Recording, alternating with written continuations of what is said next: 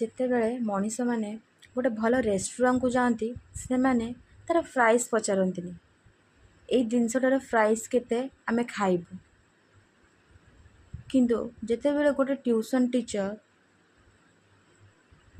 Tuition କରିବାକୁ ଯାଏ ତାକୁ ସମସ୍ତେ କୁହନ୍ତି ତୁ 300 ଟଙ୍କା ନେବୁ, 500 ଟଙ୍କା ନେବୁ, 1000 ଟଙ୍କା ନେବୁ।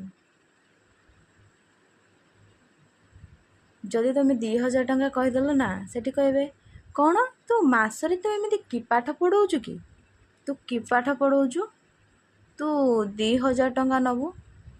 ପୁଣି ଅଲ୍ ସବଜେକ୍ଟ